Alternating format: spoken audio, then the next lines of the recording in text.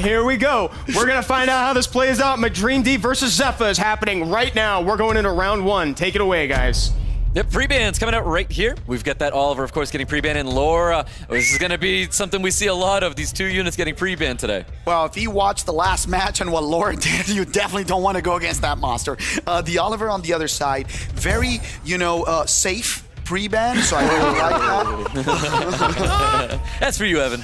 Yeah, that's for me. Ooh, that's for me. I love the Nikki. I think Nikki's great. The unit that I have and I've been trying to use as much as possible. Big fan of this pick right here from ZEFA. And of course, we've got MADREAMDY showcasing a Moor/Water Ryu, obviously locking in a 24 speed lead. So we'll see what kind of route that MADREAMDY is going to be taking, potentially a turn 1 play style. Yeah, and I love the Nikki play because she gives you both opportunities, right? She can be a turn 1 comp, turn 2 is a unit that deals a lot of damage, attack buffs. She has the heal and the cleanse. But right now, MADREAMDY says, I am not worried about your Nikki because I will reset her cooldowns and I will remove that will on turn 1.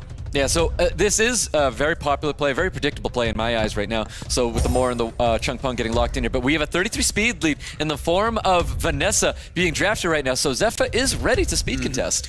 And a buffed Heigang. We've seen how much more this Heigang has appeared after its buff, and it's great against these 2 units because they do strip, but they don't reduce or increase attack bar, so you're gonna get cut anyway. So right now he's saying, you either ban my Heigang or you bring something else that can help you deal with it. Now, let's see what happens here. MADREAMDY is going to be responding right here as we get this countdown pretty low here. And we got Juno and that Dark Dumon's going to hit the field. Yeah, very strong unit into this draft still. There is some sustain, but we know once she hits you with a Curse of Death, that's going to be really difficult to shake off. ZEFA quickly with a Raccoon and a Camilla. I actually really like the Camilla against this whole comp. The question is that he doesn't have the last pick. So I think right now, what MADREAMDY can do is just ban that Heigang, go for turn 1 and bring something else that rounds out very well this draft. Either a secondary speed lead or something that brings in some threat of killing this strong water and fire units. Yeah, let's see what this last pick's going to be, because I think what this says right now is ZEFA's very comfortable with banning out that Dumon, that Dako Miyuji. I think that's going to be banned out here. I do love that Dako Nimushi being drafted by MADREAMDY because that's a lot of firepower synergizing with the team that he just brought as well. Yeah, we're talking about it's either speed lead or something that can kill something quickly, and that's definitely a monster that if it hits with skill 2 then gets a proc or, lands a death break, it's going to be a unit that is gone from the field. Bans coming in. The speed lead is removed, and then the Heigang, like we called out, we could see that from a mile away. The question is, does that tell you that ZEFA believes in his speed and he can try to kill something right away? We'll see. I think a lot of it's depending on this Nikki, what kind of damage coming out here. We've got a Swift Vanessa looking for a defense break, trying to set a unit up here. Let's see what happens.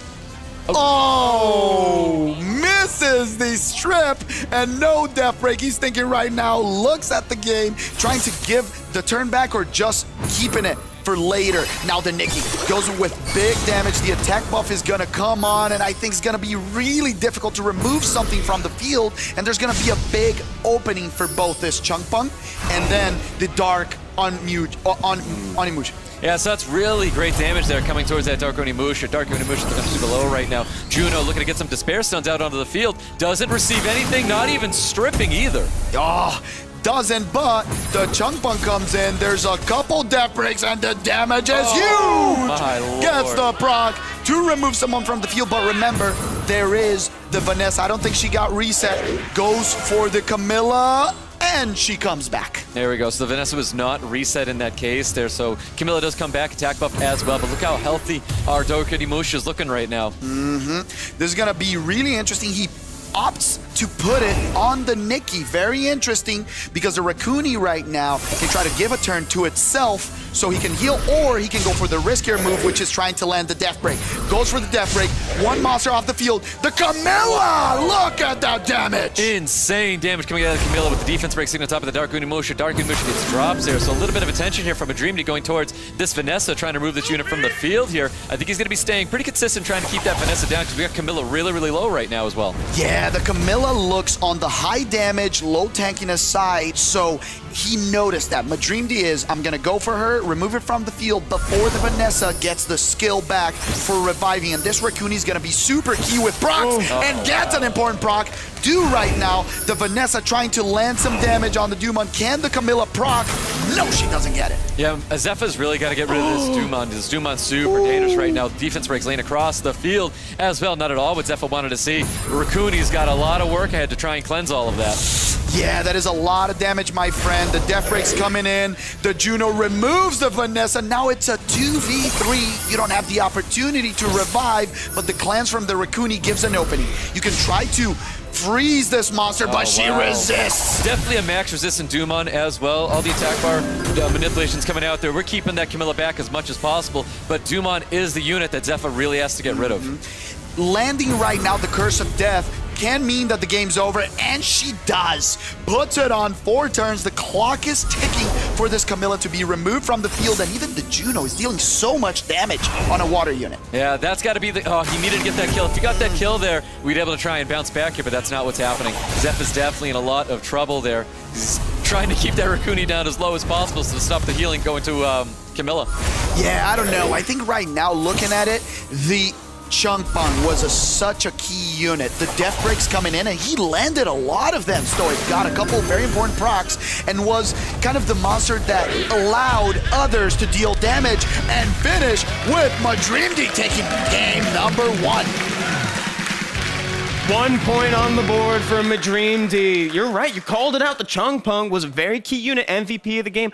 I have to say, though, I was very impressed with the damage on the Camilla from ZEFA's side there, Seppi. Yeah, she was hitting very, very hard. And like Stoic said, if she managed to get a couple procs and remove from the field that Dumon, it could have been a different game, but she was very tanky, and she was definitely 100% res. Yeah, once that Mark of Death came out there on top of the Camilla, that was game over. There's no way that you're able to heal yourself through that Mark of Death. It's it. You're marked for death. And that Camilla dropped there, and that ended that match right there. Oh, look at this change in pace. A surprising Vanessa Preben. We talked about how players adapt and realize that other monsters become more important in this matchup. And he saw that this Vanessa was specifically prepared for him. He can take away the 33 speed lead and says, now you don't have a way to contest this. Yep, and right away, MADREAMDY's going to drop in his own 33 speed lead, taking that Oliver, locks that in here. ZEFA with the Jemire and the Shizuka. Great little combination there.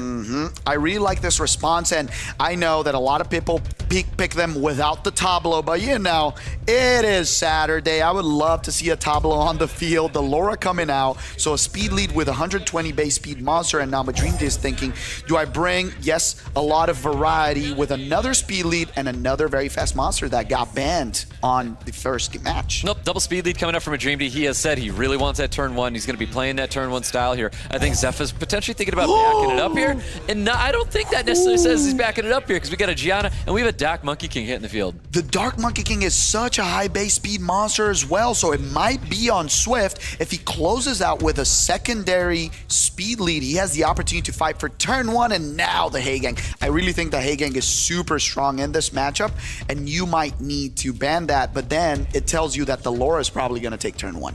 Yep, exactly. Let's see what happens here with MADREAMDY. He does have that Heigang. He is going to be bringing the very fast Ethna. We know this unit for taking turn 1 here. We know that the base speed is like on that Ethna, and ZEFA needs to wrap up his draft here with something extremely impactful, because right now, MADREAMDY is looking for that control immediately. Yeah, very, very strong comp. There's one interesting thing, though.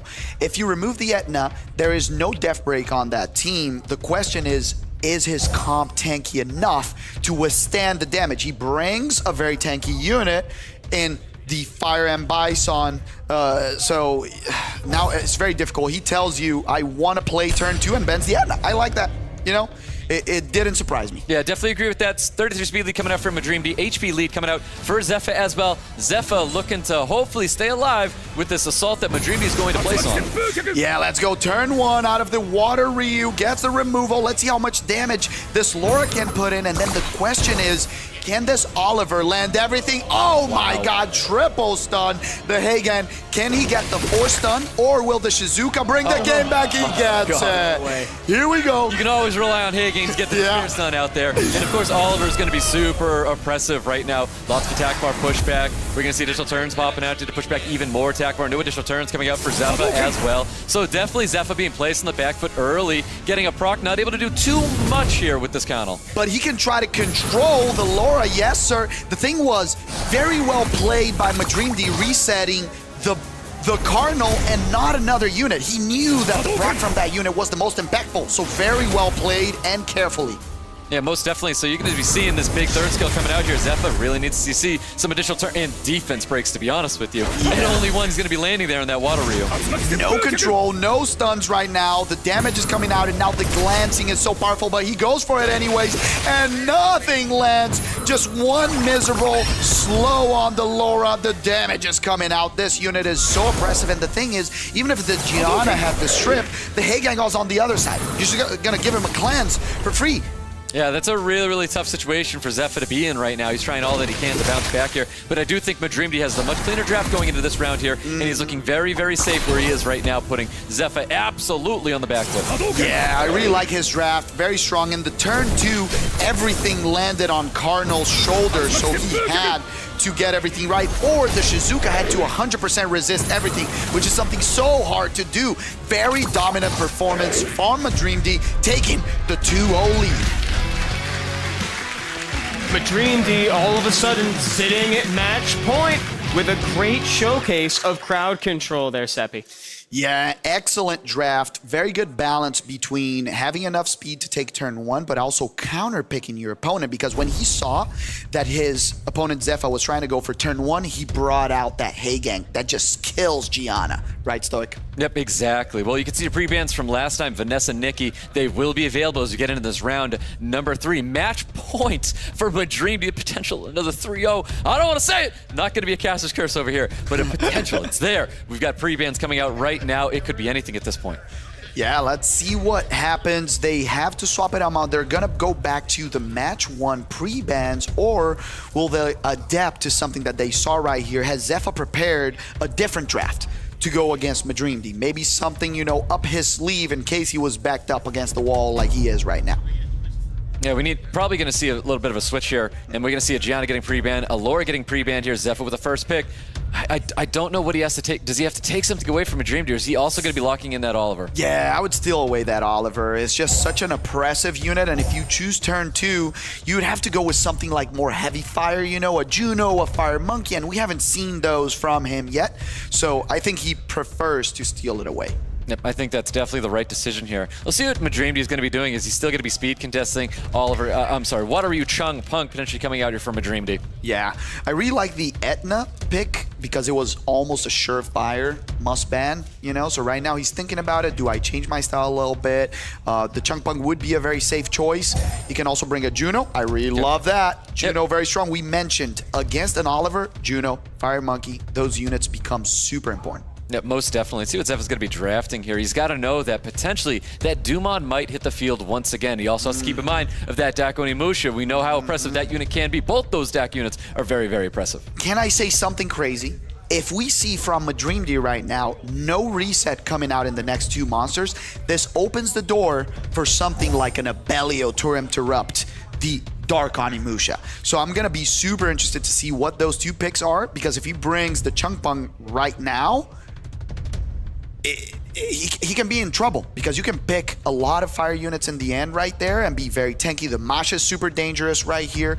We know that Masha ignores water units and just crits on their face. Yep, most definitely. I mean, there's that Dumon already being drafted by MADREAMDY. That might get locked in right here. And of course with the Pra, I think a Pra is an excellent pick right there. Excellent monster, another source of trip, and also has the speed buff, the heal. You know, the question right now is there's no reset. So there's a lot of units that come to mind for me right now. Even though the Pra is strong, he has a little bit less kill potential, and he doesn't have cooldown reset. Now ZEFA can go with, turn 1 unit, the Etna, strip, stun, Death Break, Very, very strong unit, and close it out with another speed lead. Or the Raccoon, he got the Holy Trinity finally for the first time today. Yeah, so he had played the Holy Trinity before in the prelim, so it looks like he's going to be bringing it back right here. Oliver Miles Raccoon, for those who don't know about that Holy Trinity, is those 3 units. MADREAMDY with this last pick. It could be that Dak Onimusha. I don't think the Dak Onimusha is too bad right now, but I would like to see more defense breaks if he was going to be bringing that Dak Onimusha to the field. Yeah, and can I say something else? There's only 2 single target strip units on that side. A Wusa or a Shizuka would not be bad right here and banning the Etna. But he does bring the Nikki. Nikki on both sides. Very interesting. Does it still look like an Etna ban for you? Or do you think that there's another unit that's very strong? I mean, I think Ethna is really, really good to ban out here. I feel like Masha's always like a really, really big threat as well. So you know what? I would actually say that Ethna is probably it, because that Ethna is going to set the tone there for ZEFA, and I do think that's something that MADREAMDY is probably going to have to ban out. Yeah, picking 2 water units into it, it's very dangerous, but he removes the other win unit and says, I am going to take turn 1, and with a Nikki, I can maybe kill something. So I like that more aggressive playstyle, but I also like ZEFA's ban. Not gonna deal with that Dumon. Let's not die to that monster. Turn 1, going to MADREAMDY. He comes in, strips, misses on the Etna. Can this Etna? No, but she gets stunned. Yeah, misses on the Etna, but it's the perfect disparison to get on top of that unit right there. And you can clearly see MADREAMDY really wants to get rid of that Masha. There's gonna be a ton of additional damage with the heal blocks landing on top of the field as well. Masha does stay alive though. 1 HP available, and he's gonna try and pump a unit here. I think he should probably go for that Nikki. I think the Nikki's the unit that he's got to get rid of, but he goes right after that Juno. We do have the second skill available. He's going to try and pump that Juno in. I love this option, and now he has a Raccoon that can give a turn back, and he can even be to the Masha to remove the Juno once and for all. He gives it to the Edna. He can go AoE, or he can go for the stun. I think there's 2 options, and there's a greedy one. He goes for the greedier one, because if this Braha procs, you will cry. She doesn't. Okay. There's that Juno's going to be dropping right there. No additional turns going to be coming out of that Masha. Of course, we're going to be healing up with getting additional turn from this Nikki as well. Nikki's going to be looking to get a big sleep. Sleep potentially on top of the Miles. It is going to be the unit that's going to be going next here, but it looks like he's really, really focused at trying to get that dismount on top of the Masha. My man, this Masha does not want to fall. She stuck to 1 HP a couple times. Can the Raccoon proc? No! She will finally probably leave the field right now and fall off the chair. That's what she does. Can she get a proc to try to remove this Nikki? Skill 1 into skill 2 is very powerful damage. Gets it?